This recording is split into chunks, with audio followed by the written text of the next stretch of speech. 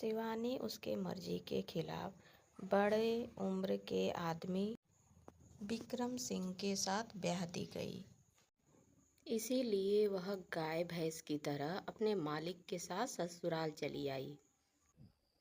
बहुत खुश होना चाहिए तुम्हें कि तुम्हें इतना अमीर और चाहने वाला पति मिला है।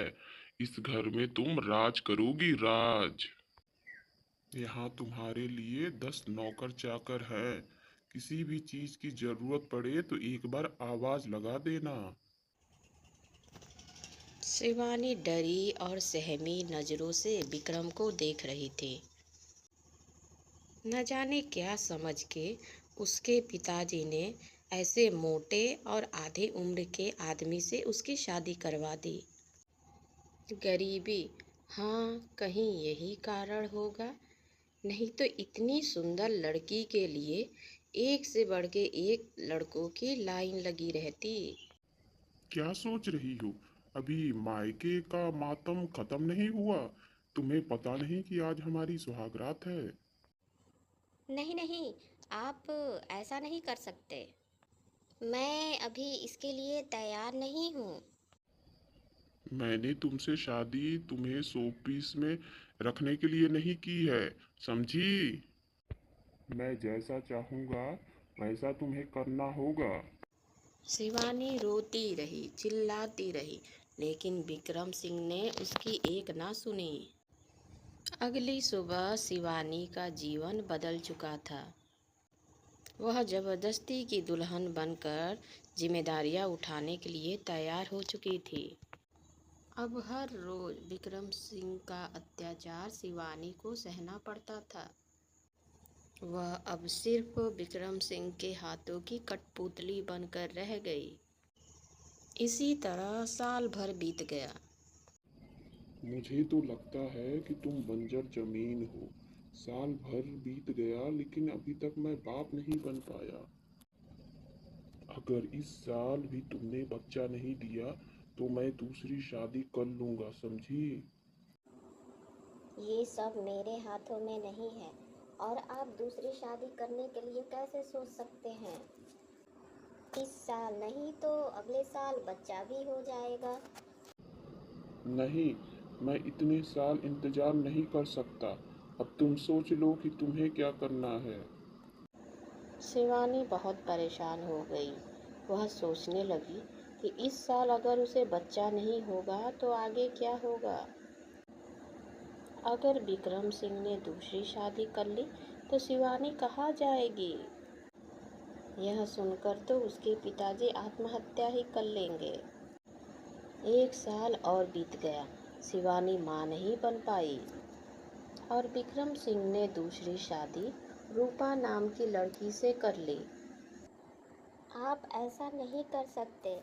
आपने मेरे बारे में क्यों नहीं सोचा? अब मेरा क्या होगा? चुपचाप पड़ी रहो एक कोने में। रोटी कपड़ा मकान सब मिलेगा तुम्हें। और खबरदार, मेरे और मेरे नई पत्नी के बीच में आने की कोशिश की तो। शिवानी बेबस और लाचार बनकर खड़ी रह गई। और विक्रम सिंह रूपा को अपने कमरे में ले गया। समय गुजरता रहा। रूपा शिवानी के साथ बहुत अत्याचार करने लगी। रूपा ने सारे नौकरों की छुट्टी कर दी और वह शिवानी को भूखा रखती। वह शिवानी को मारती और घर का सारा काम करवाती। और एक दिन शिवानी को धक्का देकर घर से ही निकाल दिया। शिवानी रोती रही और सोचने लगी, क्या मेरा जीवन ऐसे ही दुख उठाने के लिए बना है? पिताजी ने तो उस राक्षस से मेरी शादी करवा के अपना दायित्व पूरा कर लिया, लेकिन मैं मेरा क्या? मैं कहाँ जाऊँ? खैर, अच्छा ही हुआ जो उसने मुझे घर से निकाल दिया। जानवर से बदतर जिंदगी जीना पड़ रही थी। अब मैं उस कैद से आज़ाद हूँ। अब मैं कोई अच्छा काम करूँगी और मैं इज्जत की ज़िंदगी जीऊँगी। वह कई दिन ऐसे ही भूखे प्यासे इधर उधर भटकती रही। कोई उसे भिखारन समझ के आटा दाल पकड़ा देता, कोई कुछ सिक्के दे देता, मगर वह आटा कहाँ पकाएगी और क्या खाएगी। उसे इधर उधर घूमते घूमते बहुत दिन गुजर गया और वह घूमते घूमते एक गोभी के खेत के पास पहुंच गई। ताजा ताजा गोभी देखकर उसके मुंह में पानी आ गया। वह डरती हुई खेत की तरफ बढ़ी कि कहीं कोई उसे देख ना ले। शिवानी सोच रही थी, हे भगवान, मैं चोरी जैसा पाप करने जा रही हूँ, मुझे माफ कर देना। क्या करूँ, पेट की आग बुझाने के लिए मुझे ये सब करना पड़ रहा है। वह गोभी तोड़ ही रही थी कि उसको खेत के मालिक ने देख लिया और वह चिल्लाकर बोला, चोर कहीं की, तेरी हिम्मत कैसे हुई मेरे खेत में घुसने की? तुझे रुक, अभी बताता हूँ। शिवानी हाथ जोड़कर बोली, मुझे माफ कर दो मालिक, कई दिन से आटा चावल वह तो लोगों ने मुझे भिखारन समझकर दे दिया, लेकिन उन्हें कैसे खाऊं। गोभी देखकर भूख रोक नहीं पाई और इन्हें तोड़कर बनाकर खाने के लिए आ गई। शिवानी ने अपनी सारी आपबीती सुनाई। मालिक को उसकी कहानी सुनकर दया आ गई। वह बोला, अच्छा, चल चल चल चल बहन, कोई बात नहीं, कोई बात नहीं। कल से बहन गोभी तोड़ने का काम शुरू हो रहा है। तुम मेरे खेतों में काम करना, बदले में मैं तुम्हें गोभी और पैसे भी दूंगा। फिलहाल मेरे घर चलो, मैं तुम्हें भरपेट खाना खिलाऊंगा। वह शिवानी को अपने घर ले गया और उसे भरपेट खाना खिलाया, साथ में उसे रहने का ठिकाना भी दिया। शिवानी आज बहुत खुश थी। उसे बहुत दिनों बाद चैन की नींद आई थी। अगले दिन वह सुबह से उठकर ही गोभी तोड़ने का काम शुरू कर दिया। मालिक उसके काम से बहुत खुश था। वह पूरा दिन बिना आराम किए हुए गोभी तोड़ने का काम करती रही।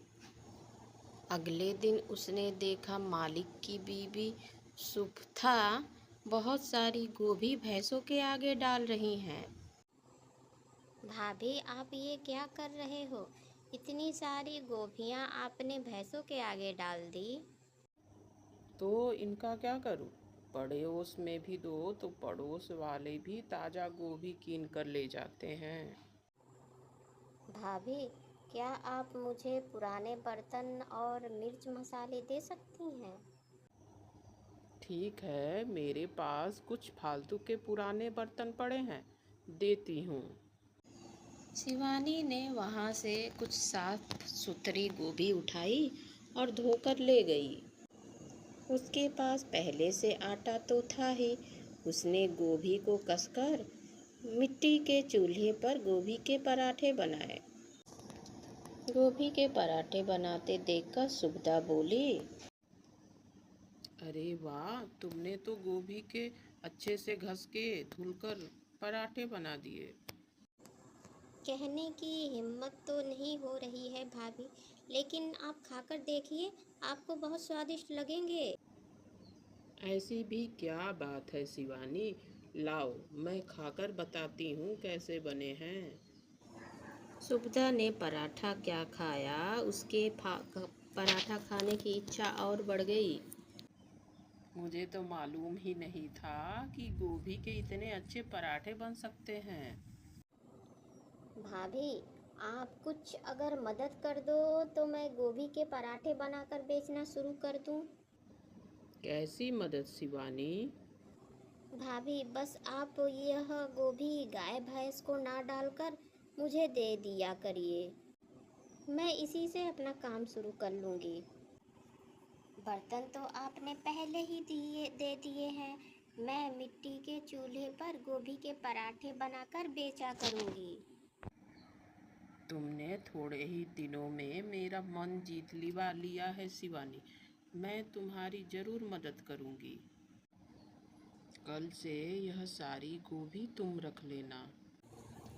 शिवानी भी बहुत खुश हुई और वह बोली, भाभी आप भी बहुत अच्छी हो, इसीलिए तो एक दुखिया औरत की दुख समझती हो।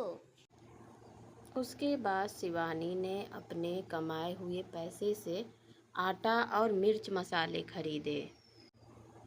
मालिक ने इतनी तैयारियां देखकर पूछा, बहन, इतनी तैयारियां तो कर रही हो, लेकिन पराठे बनाकर बेचोगी किस जगह पर?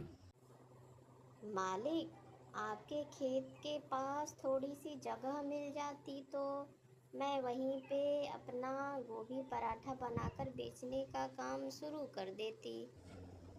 अरे वाह, तुम तो बहन बहुत चालाक हो। गोभी भी मेरी और खेत भी मेरा। चलो तुम भी क्या याद करोगी, एक भला आदमी तुमको मिला था। शिवानी उस दिन के बाद खेत के साइड में ही पराठे बनाकर बेचने लगी। ताजा गोभी, ऊपर से गोभी का पराठा, लोग ललचाए हुए उसके पास पराठा खाने आने लगे। मालिक, आखिरकार कब तक मैं आप लोगों के पास रहूंगी? गोभी भी खेतों से खत्म हो गए हैं। अब मैं बाजार से गोभी खरीदकर पराठे बनाकर बेचूंगी। जैसी तुम्हारी इच्छा बहन। अगर कभी जीवन में मेरी ज़रूरत पड़े तो मुझे ज़रूर बताना, मैं तुम्हारी हमेशा मदद करूँगा। शिवानी ने गोभी अब सब्जी मंडी से खरीदनी शुरू कर दी। वह अब शहर में गोभी का पराठा बनाकर बेचने लगी। वहाँ गांव से भी ज़्यादा 4 गुना ग्राहक यहाँ शहर में उसके आते थे। शिवानी के मेहनत और उसके गोभी के पराठों का शहर में भी बोलबाला हो गया। शिवानी शहर में गोभी के पराठे वाली के नाम से प्रसिद्ध हो गई। एक दिन विक्रम सिंह अचानक उसके ठेले के पास पहुंच गया और बोला, बहुत तेज की भूख लगी है, कुछ खाने को मिलेगा क्या? शिवानी ने उसे गौर से देखा और उसे इस हाल में देखकर चौंक गई। आप और इस हालत में कितने कमजोर हो गए हैं। शिवानी, तुम और यहाँ? यह कहकर उसके पैरों में गिरकर फूट फूट कर रोने लगा। ये सब कैसे हुआ? आपके पास तो इतना ज्यादा पैसा था। रूपा सारा रुपया पैसा लेकर किसी और के साथ भाग गई और मुझे भिखारी बना गई। मैंने तुम्हें बहुत दुख दिए। ये सब उसी का नतीजा है। अब तुम मिल गई हो, अपने घर चलो शिवानी। अब तो यही मेरा घर है। मैं यहाँ से कहीं नहीं जाऊंगी। अब तो यही मेरा ठिकाना है। मुझे माफ कर दो शिवानी, मैं अपने किए पे बहुत शर्मिंदा हूँ। घर चलो। मैं यह काम छोड़कर घर तो नहीं जा सकती, लेकिन आप यहाँ आ सकते हैं। मैं गोभी के पराठे बनाऊंगी और आप मेरी मदद करना। तुम्हारे साथ रहकर शायद मैं अपने कर्मों का पश्चाताप कर सकूं। मैंने तो आपको हर हाल में अपनाया था, लेकिन आप ही मुझसे दूर हो गए थे। यह कहकर विक्रम सिंह ने अपनी गुनाहों की फिर से माफ़ी मांगी और शिवानी को गले से लगा लिया। उसके बाद हमेशा के लिए विक्रम सिंह शिवानी के पास रहने लगा और शिवानी के साथ गोभी के पराठे बनाकर बेचने में शिवानी की मदद करने लगा।